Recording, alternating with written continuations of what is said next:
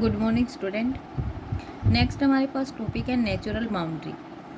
Natural boundary आपके पास इसकी definition है, इसके ऊपर बेस कुछ एग्जांपल्स हैं। तो सबसे पहले है नेचुरल बाउंड्री। नेचुरल बाउंड्री क्या होती है? इसमें क्या है कि इट में happen that a function can not be extended, कि आप उसको एक फंक्शन को एक्सटेंड नहीं कर सकते कहाँ तक, analytically behind the boundary of the region. Such a boundary is called a natural boundary, कि आप जो आपके पास एनालिटिक फंक्शन जो गिवन है आप उसको बाउंड्री से बाहर जो है आप वहाँ तक आप एक्सटेंड नहीं कर सकते हो। यानी आपके पास ये मान लो ये आपके पास कोई भी बाउंड्री है, ये आपके पास एक फंक्शन है एफ जेड, ये अंदर आपके पास एफ जेड है, क्या है? एनालिटिक है, ठीक है।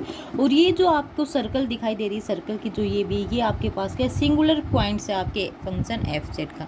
यानी आपका एफ जेड इस बाउंड्री के ऊपर क्या है? एनालिटिक नहीं है, न ही इस बाउंड्री के ऊपर एनालिटिक है और न ही इस बाउंड्री से बाहर आपके पास एनालिटिक है। तो आप क्या कहोगे? किस तरीके का जो फंक्शन है और उसके पास ये जो आपके पास बाउंड्री आई है, ये सिंगुलर पॉइंट्स की जो बाउंड्री आपकी, ये आप क्या कहोगे? आप इसको natural boundary of the function F Z, ठीक है।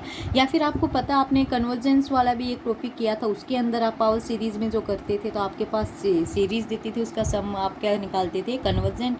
तो कन्वर्जेंट निकालते तो आपको पता था यदि रेडियस आती थी आर, तो आप क्या कहते थे कि आपकी जो पास सीरीज है वो पावर सीरीज आपकी क्या होगी? इस वाली रेडियस में यहाँ तक आपकी क्या रहेगी? कन्वर्ज, यानी सर्कल के अंदर क्या रहेगी? कन्वर्ज, और इस सर्कल के बाहर क्या रहेगी?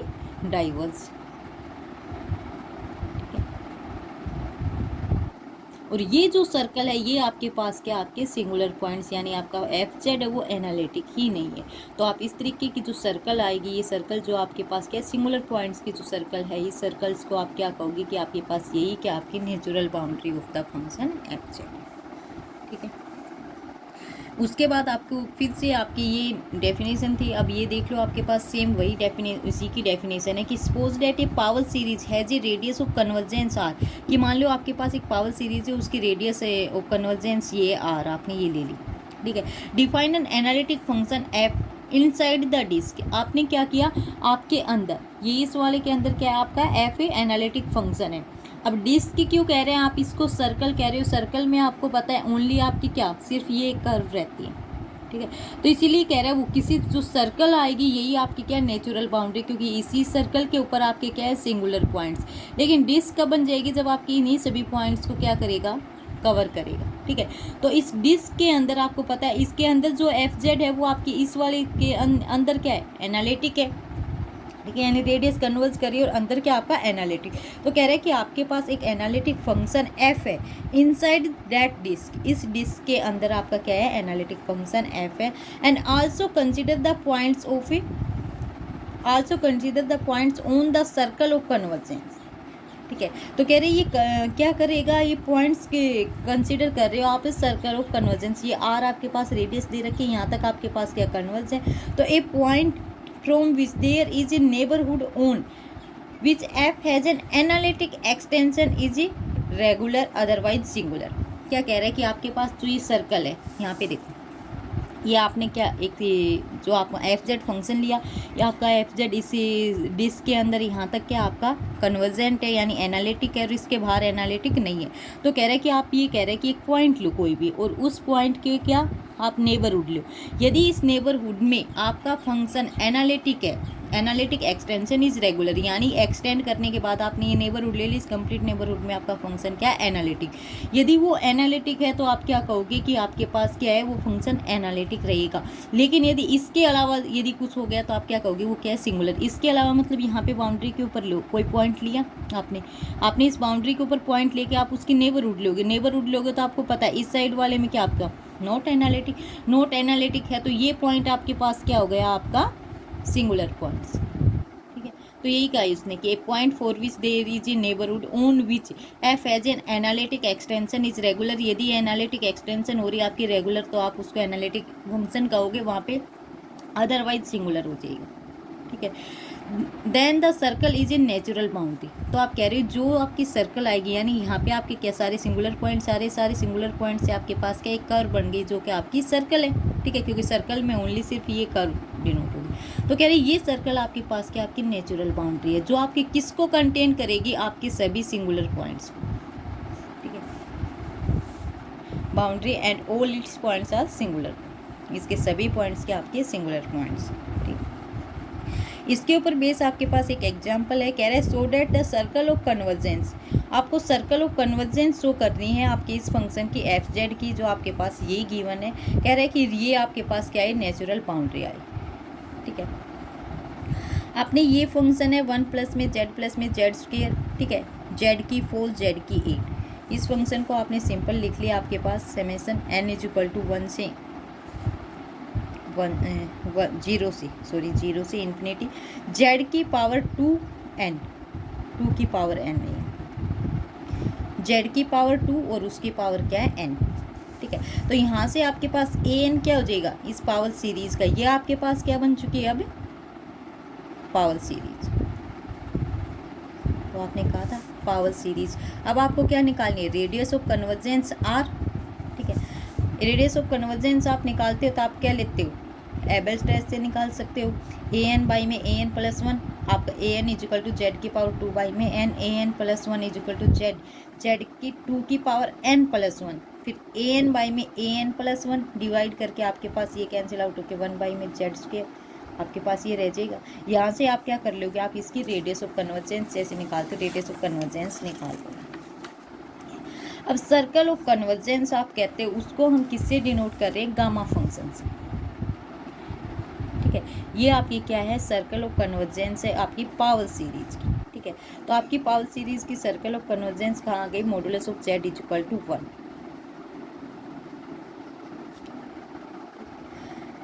आपकी ठीक है, अब यहाँ पे ये हम कह रहे हैं कि सॉरी, ये आप अभी मत बताओ कि आपके पास क्या आएगी, नेचुरल बाउंड्री आएगी या नहीं आएगी, कि हम इसमें कंप्लीट डिस्कशन करेंगे कि आपके पास क्या आएगा।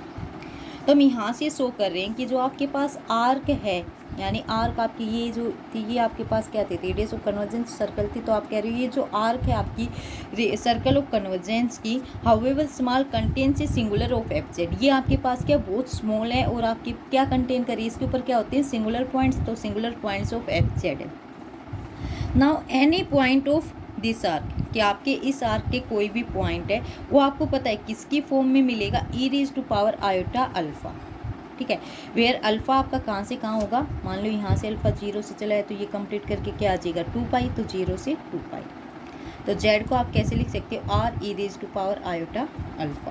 ठीक है, फिर हम आपकी जो कंप्लीट फंक्शन एफ जेड ले रहे हो, हम वहाँ पे जो आपके सिंगुलर पॉइंट्स है, सिंगुलर पॉइंट्स को इस फॉर्म में दिखा रहे हैं, E raise to power 2 pi iota की बाई में 2 की पावर क्या हो।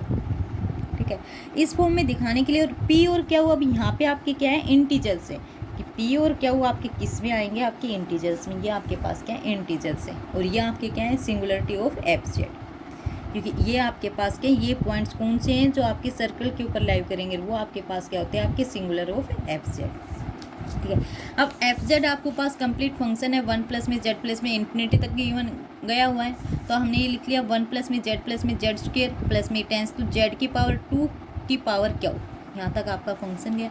फिर इससे नेक्स्ट जो आगे फंक्शन, क्योंकि इन्फिनिटी तक है तो वो हमने नेक्स्ट अलग से लिख दिया कि n is equal to q plus 1 से इन्फिनिटी जेड की पावर 2 की पावर n, क्योंकि नेक्स्ट इससे नेक्स्ट क्या रहेगी, जेड की पावर 2 की power q plus 1 q plus 2, इस तरीके से इन्फिनिटी तक।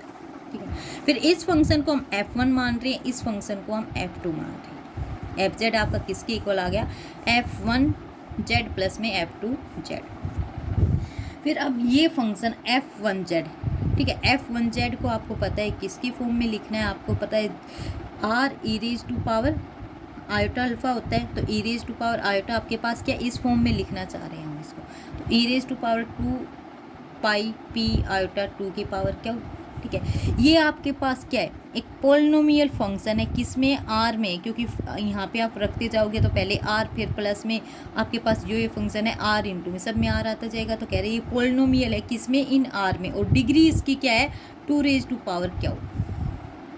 ठीक है, अब हम यहाँ से कह रहे हैं कि आपका क्यू जो है ये मान लो एल के ऊपर जाएगा, तो आर आपका एल पे गया है, तो आप यहाँ से आप क्यू यदि एल पे गया है तो आर भी कहाँ पे जाएगा, एल के ऊपर।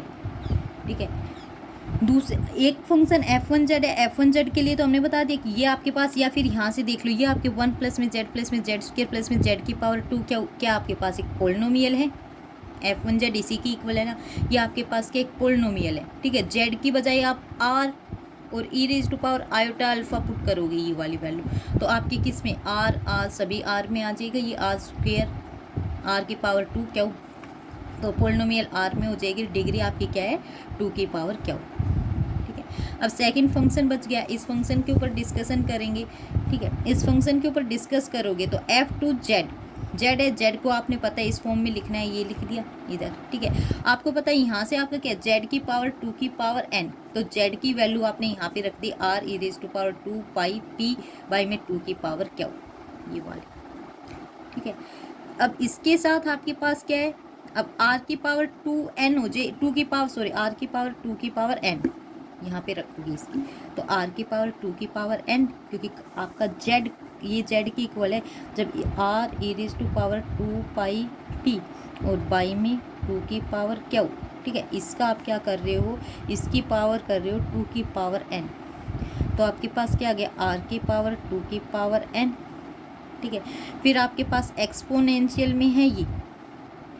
ठीक है, आपके पास ये एक्सपोनेंशियल में है, तो आपके पास क्या आ जाएगा ये e की पावर 2 पाई पी। ठीक है, आपका आयोटा, क्योंकि जेड आपके क्या r E raise to power iota alpha में होता है, अल्फा की वैल्यू हम इस फॉर्म में ले रहे हैं आपकी, तो ये आयोटा है आपका, तो ये आयोटा, और नीचे आपका क्या 2 की पावर क्यू। ठीक है, एक्सपोनेंशियल में ये के साथ यहाँ पे आ जाएगा 2 की पावर n। अब एक तो 2 ये है 2 की पावर n, तो ये तो यहाँ से क्या हो जाएगा 2 की पावर n प्लस में 1। ठीक है, नीचे 2 की पावर क्या हुआ है, तो ऊपर जाएगा तो क्या हो जाएगा 2 की पावर 1 प्लस में n माइनस में क्या हो गया एक्सपोनेंशियल e की फॉर्म में। ठीक है, आपके पास r raise to power 2n है, और इसके साथ मल्टीप्लीकेशन में क्या है आयोटा p पाई ये, और ये कंप्लीट एक्सपोनेंशियल के साथ है आपका। ठीक है, ये यहाँ पे ये चीज़ लिखी आपने 2 की पावर 1 प्लस में n माइनस में क्या हो पाई पी आयोटा, पाई पी आयोटा और 2 की आर की पावर 2n। ठीक है, अब इसके बाद क्या कर रहे हैं आप, फंक्शन आपके पास क्या है n की वैल्यू देखेंगे, n की वैल्यू ले रहे हैं कि आपके पास क्या है 2 की पावर n माइनस में क्या प्लस में 1 है आपके पास। ठीक है, एक्सपोनेंशियल के ऊपर है e की पावर। ठीक है, तो ये वाली चीज़ में हम ले रहे हैं n आपका क्या ग्रेटर देन क्या हुए, क्योंकि आपके पास आपका फर्स्ट फंक्शन कहाँ तक आया था, आपने f1z लिया, ये कहाँ तक है क्यू तक, और फिर जब इस फंक्शन में जब ले रहे हो n की वैल्यू क्या है क्यू प्लस 1, तो यहाँ से आप कह सकते हो n ग्रेटर देन क्या है क्यू, तो आप यहाँ से क्या है आपके पास कि n ग्रेटर देन क्या हुआ है, तो आपके पास 2 की power n minus Q plus में 1 है, यहाँ पे ये कोई ना कोई पॉजिटिव आएगा, उसके साथ में क्या आएगा 1 आएगा, तो आपके पास 2 की मल्टीप्लिकेशन रहेगी, सब में 2 की रहेगी, तो आप कह सकते हो ये एक्सपोनेंशियल वाला है, ये वाली वैल्यू 2 के साथ आएगी, तो आप क्या कहोगे ये क्या आपके पास इवन इंटीजर आएगा। इवन इंटीजर आएगा तो आपको पता है E raise to power iota theta होता है, ये आप क्या लिखते हो कोस थीटा प्लस में आयोटा साइन थीटा। यहाँ पे आपकी इवन आएगी, इवन वैल्यू के ऊपर आपकी कोस थीटा वाली रह जाएगी, जैसे 2 पाई समथिंग इस तरीके से, तो आपकी ये वैल्यू क्या रह जाएगी 1, और ये क्या हो जाएगी 0, तो ये कह रहे हैं ये आपके पास एक्सपोनेंशियल क्या आ जाएगा 1। उसके बाद f2z है। ठीक है, f2z आपके पास क्या रहेगा n is equal to q plus में 1 की इन्फिनिटी, ये वाली वैल्यू एक्सपोनेंशियल वाली तो कंप्लीट 1 आ गई, बच क्या गया r इंटू में 2 रेज टू पावर n। ठीक है, अब ये आपकी कहाँ पे गई है इन्फिनिटी के ऊपर, क्योंकि n आपका कहाँ पे जाएगा इन्फिनिटी के ऊपर। ठीक है, ठीक है, ये आपकी कहाँ गई इन्फिनिटी के ऊपर, कब जब r आपके रेडियस ऑफ कन्वर्जेंस क्या है 1। ठीक है, आपके पास जो एल की वैल्यू यहाँ पे जो आपने ये निकाली थी, ये इसमें फर्स्ट वाले में आपके पास जो है आपका फर्स्ट इसमें ये 1। ठीक है, ये आपके पास 1 नंबर आता है, तो आपके पास ये कहाँ पे आ गई 1 के ऊपर। तो अब ये देखो आपका फर्स्ट वाला फंक्शन है वो भी किस में f1 भी इस फॉर्म में, f2z भी इसकी फॉर्म में, ये इन्फिनिटी पे गया f2z, fz आपके पास क्या है f1z प्लस में f2z, ये इन्फिनिटी पे गया। इसमें मान लो कुछ भी हो f1z की वैल्यू यदि उसको भी छोड़ना चाहो आप निकाल चुके हो वैसे, लेकिन ये आपके पास क्या है इन्फिनिटी, इन्फिनिटी में कुछ ऐड करोगे तो क्या रहेगा इन्फिनिटी ही f z के ऊपर, कब जब आपकी z की वैल्यू इस फॉर्म में है। तो इसका मतलब क्या है कि आपका fz नॉट एनालिटिक है, इन पॉइंट्स के ऊपर, इन पॉइंट्स के ऊपर नॉट एनालिटिक है, तो ये पॉइंट्स आपके पास क्या बन गए आपके सिंगुलर पॉइंट्स ऑफ fz। ठीक है, तो आप कह रहे हो कोई भी आर्क आपकी जो ये आपकी सर्कल ऑफ कन्वर्जेंस है, यानी gamma arc of gamma however small contains the points of the form. यदि आपके पास कोई भी आर्क है, ये आर्क इस तरीके के पॉइंट्स हैं आपकी इस आर्क के ऊपर, यानी इस फॉर्म में है आपके, तो ये सारे क्या आपके सिंगुलर पॉइंट से ये आर्क बनी है। तो आप क्या कहोगे कि ये जो गामा आपकी आर्क है, ये आपकी क्या है, नेचुरल बाउंड्री। नेचुरल बाउंड्री का टॉपिक आपका इतना ही है।